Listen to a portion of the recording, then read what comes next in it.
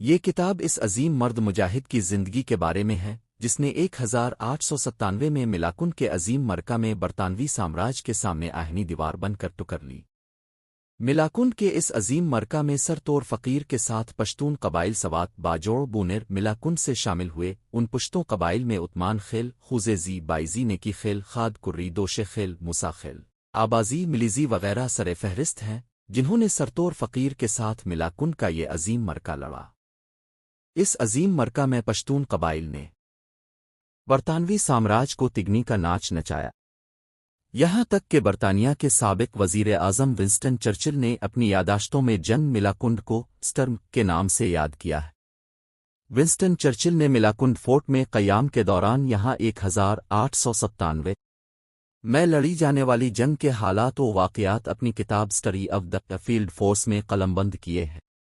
Winston Churchill 1897 میں یہاں ملاکنڈ میں برطانوی فوج کے ساتھ ایک اخباری نمائند وار کورسپانڈنٹ کی حیثیت سے شامل رہے اور 2 اخباروں اعلی آباد پوائنٹر اور لندن ڈیلی ٹیلی گراف کے لیے ملاکنڈ کے عظیم مرکہ کی سٹریز یہ لکھا کرتے تھے۔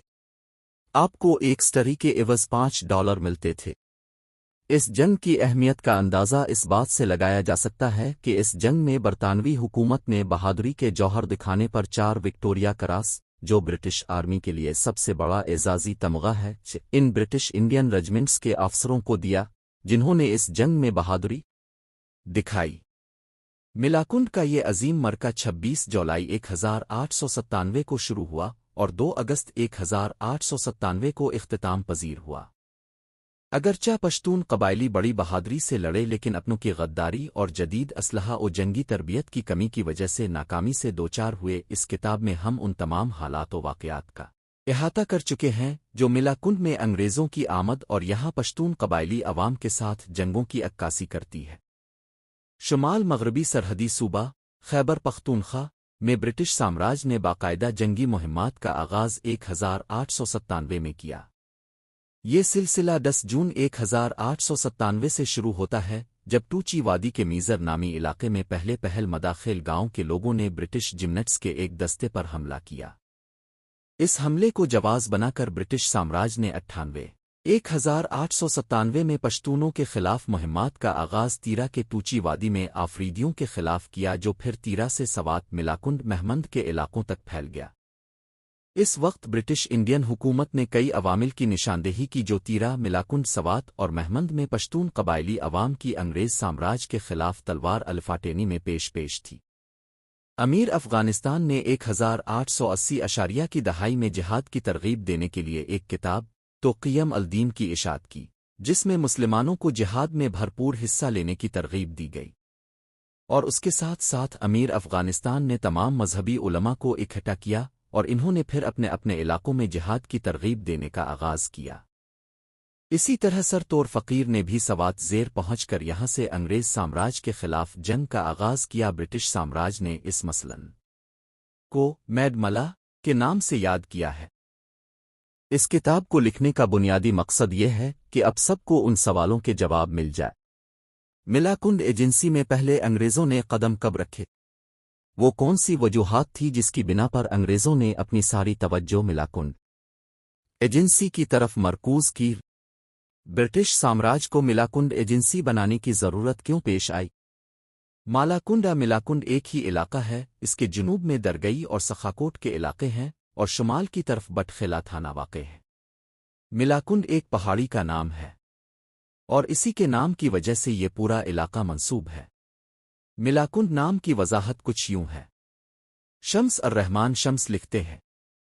قدیم تاریخ میں ملاکنڈ کا نام مالاکنڈ ملاکنڈو سے ماخوذ ہے۔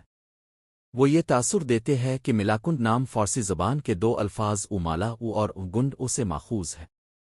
مالا کے معنی امیل کے ہے جبکہ گنڈ کے معنی پانی کے ہے۔ اس کی وضاحت یوں ہے کہ جب کوئی درہ ملاکنڈ پار کر کے دریائے سوات پر نظر ڈالتا ہے تو دریائے سوات کا پانی مالا یعنی امیل کی شکل میں بہتا ہوا نظر آتا ہے۔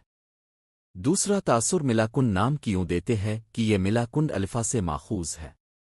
کچھ لوگ یہ تاثر بھی دیتے ہیں کہ ملاکنڈ نام اصل میں ملاکنڈو سے ماخوذ ہے، جس کی معنی ریڑھ کی ہڈی کی طرح کروڑ شکل میں نظر آنا۔ ایک मिलाकुंड नाम की वजाहत संस्कृत ज़बान की ग्रामर के मूजिद पाणिनि लिखते हैं कि ज़माना कदीम में इलाका समा में 3 कौमें आबाद थीं। इनमें से एक कौम भैया थी। इस भीगा कौम की मुनासबत से छूटाला होर और डांसिस के करीब एक मकाम का नाम भी है, जबकि दूसरी कौम भाला थी और तख्त भाई और मर्दान के दरमियान इसी भाला से मंसूब एक मकाम श्री बालविल है जो भाला कौम की तरफ इशारा करती है। तीसरी कौम पाणिनि ने माला लिखा है और इस कौम से मंसूब यही वो मकाम मालाकुंड है। पस मालाकुंड इसी माला कौम की सुकूनतगाह होने की बिना पर मिलाकुंड से मौसूम है। 2. मिलाकुंड में 2 बड़ी कौमें आबाद हैं, आत्मान खेल और रानीजी। मिलाकुंड के एक हिस्सा में आत्मान खेल कौम आबाद है। दर्रा मिलाकुंड के जुनूब की तरफ समदरा नीजी का इलाका है। 1853 में ब्रिटिश साम्राज्य ने उस्मान खेल कौम के खिलाफ लश्कर कशी की तो इस वक्त पड़ंग गार के मकाम पर अंग्रेज़ों के साथ जंग करने के लिए रानीज़की के लोग भी आए।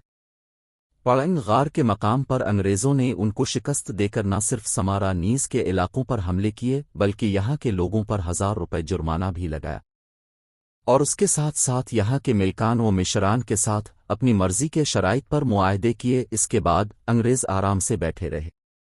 अब वो किसी और ऐसे मौका की तलाश में थे समारा नीज़ई के इलाकों पर हमला करे और मिलाकुंड दर्रा पर काबिज हो जाए।